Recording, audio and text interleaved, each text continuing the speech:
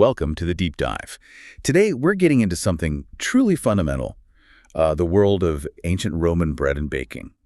Flour, water, fire, the basics that sustained an empire. Yeah, and we've gathered quite a mix of sources for this. We've got archaeological reports, especially from Pompeii, the bakeries there. Oh yeah, incredible stuff. And historical texts from the Romans themselves, plus modern attempts to recreate recipes, and even online discussions between enthusiasts. Quite a collection. It really is. And what becomes super clear from all this is that bread in Rome wasn't just food on the table. No, not at all. It was deeply tied into daily life, politics, social structure, everything really. Exactly. It was sustenance, sure, but it carried so much more weight, symbolic, and, well, practical too. So our mission today is to kind of sift through all this, pull out the really interesting bits. What ingredients did they use? How did they actually bake it? Why did it matter so much? And maybe see how much of their baking world still echoes in ours today. Right. Okay, let's unpack this. So starting with the basics. Yeah.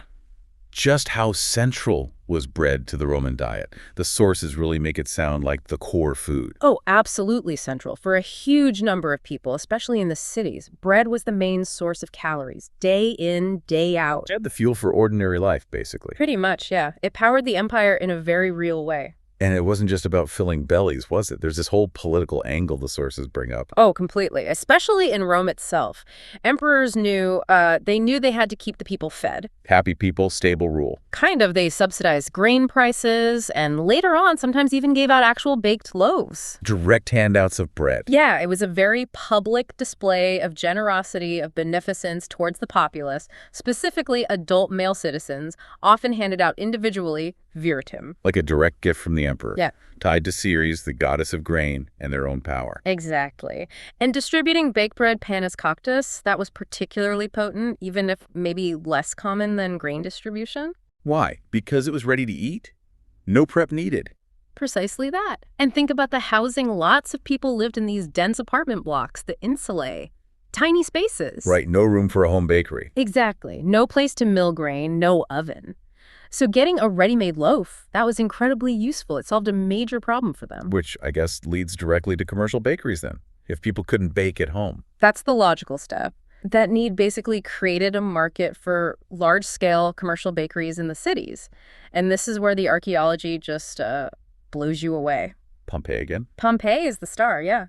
The bakeries there are just frozen in time. At places like the bakery of Modestus, you see these huge operations. What do you mean huge? Like an industrial scale for the time. Massive beehive ovens designed for high volume, rows of mills for grinding grain. It's organized food production on a big scale. And the sources also mention a darker side to this, don't they? The labor involved. Yes, tragically. Some of the evidence from Pompeii, including actual skeletal remains found in bakeries, points very strongly to enslaved people doing the hard, grueling work of milling and baking. These weren't just quaint shops. They were complex businesses with a real human cost. Right. Okay. So vital food, political tool, commercially produced. But what were they actually making? What went into a Roman loaf? Well, the first thing you notice from the sources is the sheer variety of grains. It wasn't just, one kind of wheat. Really? What sort of things? Well, you had your free threshing wheats, like durum, the kind we use for pasta and common wheat, but also hulled wheats, which are tougher to process, like emmer, einkorn, spelt. Wow. And it doesn't stop there. Barley, millet, oats, rye, even sorghum. And rice shows up eventually, too, in later periods. That's a much wider palette than I would have guessed. Yeah. Shows some serious agricultural know-how. It really does. Though archaeologists sometimes have trouble telling certain grains apart once they're in the ground, Yeah. But the written texts confirm this diversity. Okay, so lots of grains. What else? Anything unusual added to the dough besides the obvious water and maybe salt? Definitely. Salt, yes, though it could be expensive depending on where you were. Honey sometimes, lard for richness. But here's a curveball the sources throw, something called git. Git. G-I-T. Never heard of it. Most people haven't. But Pliny the Elder, the Roman writer, specifically mentions it being grown for bakeries. It even pops up centuries later in that weird Voynich manuscript. Okay, so what is it? Some kind of herb or spice? It's usually identified as Roman coriander. People trying to recreate these breads today say the flavor is maybe somewhere between regular coriander seed and Nigella sativa, black cumin. Interesting. So they were definitely adding specific flavors. Seems like it. They weren't just making plain loaves all the time. So any specific types of bread that stand out? Shapes or styles? Well, the most famous one, thanks to those Pompeii finds, is Panis Quadratus. That's the round loaf, with the 8 segments marked on top. Right, I've seen pictures of those carbonized loaves. Exactly. But the sources also mention lots of flatbreads. Those were super common across the whole Mediterranean. And just simple round loaves, sort of like boules today. And how did this bread fit into the bigger picture of their diet? It was a staple, but what else were they eating with it? This is where science comes in handy. Isotope analysis, looking at the chemical signatures in ancient bones, confirms they were definitely omnivores. So not just living on bread alone. Not at all. The analysis shows lots of C3 plants, that's your wheat, barley, veggies, fruits, but also clear evidence for meat and, importantly, marine protein. Fish, shellfish, that sort of thing. So a more varied diet than maybe we used to think. In some places and times, yeah, it seems more varied than the old picture suggested.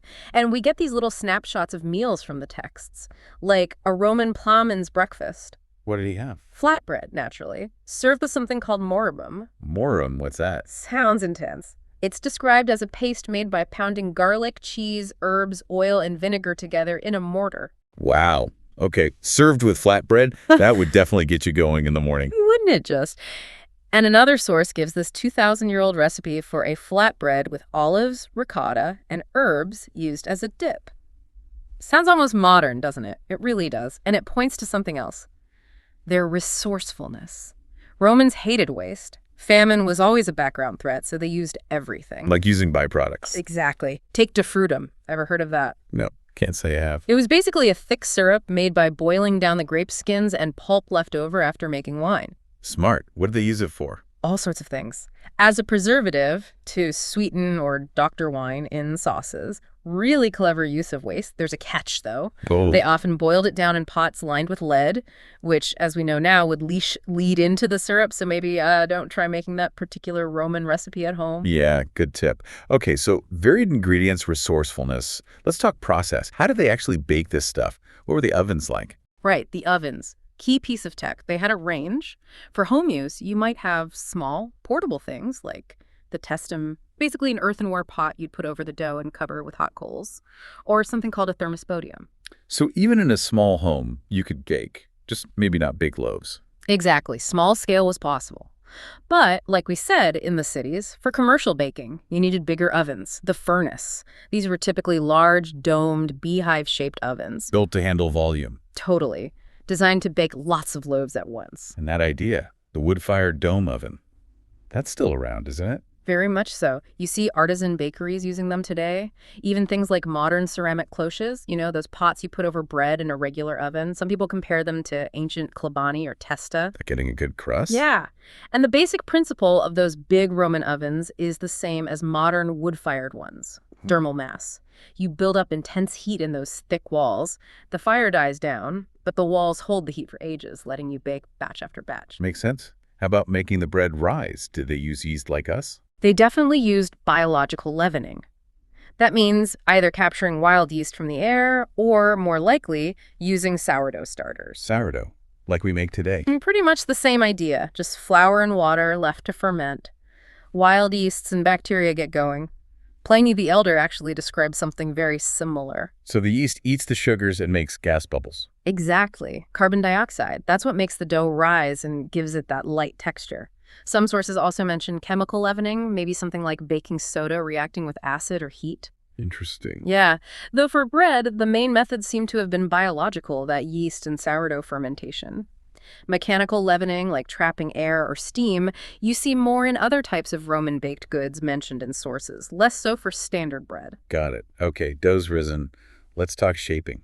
That Panis Quadratus again. Yes, the iconic Pompeii loaf, those 8 wedges on top, the autospici and that groove around the middle, the belt line. And there's a bit of a puzzle here, isn't there? How they actually made that shape.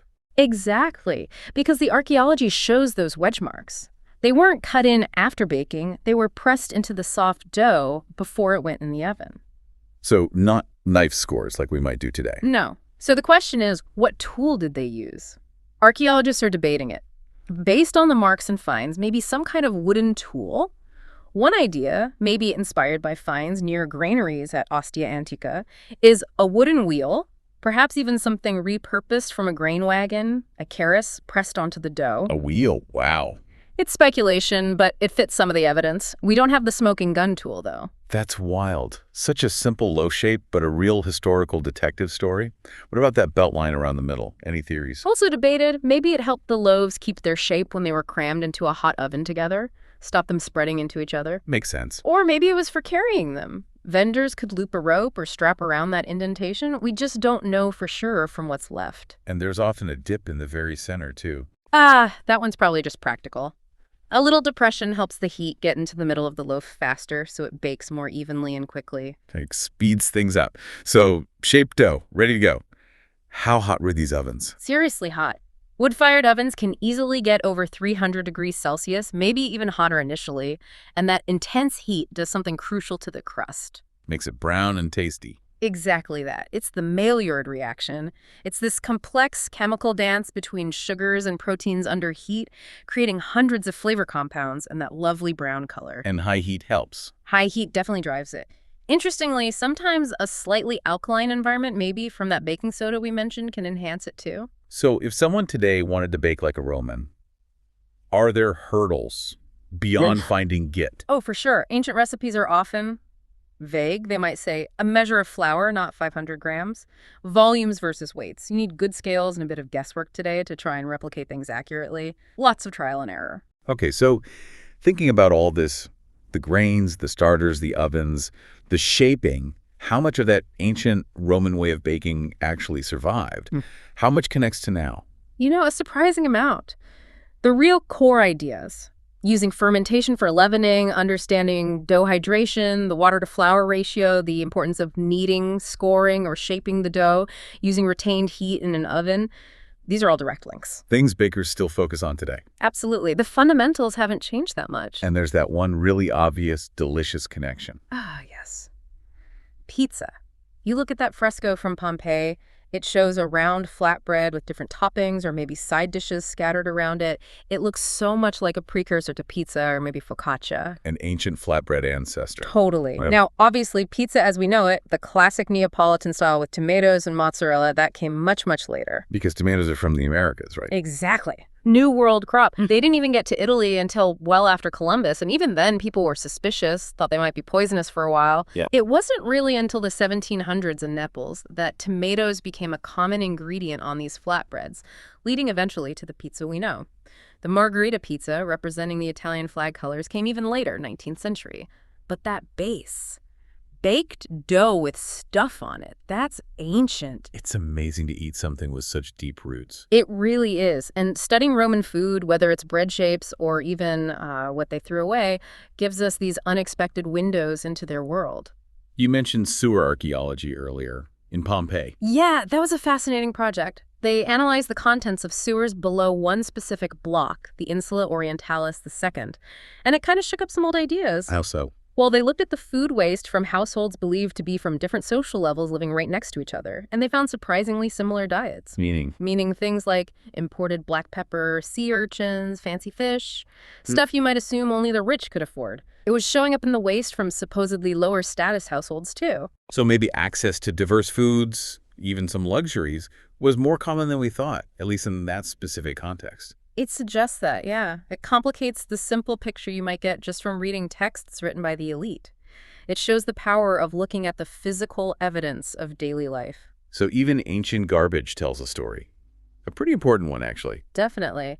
It just highlights how studying food, diet, waste, it's not just about recipes. It's a way to understand customs, economy, social dynamics, the real day-to-day life of people in the past. So we've gone from bread as this political necessity and daily staple through all the different grains they use, weird ingredients like git. The cleverness of their ovens, the mystery of how they shaped that Panis Quadratus. Yeah. And we've seen how so many of those core baking ideas are still with us, and how food, even discarded food, opens up these incredible insights into Roman society, their technology. And even the origins of foods like pizza that we love today. It's a really rich history. It really underscores the Roman legacy, doesn't it? Not just in aqueducts and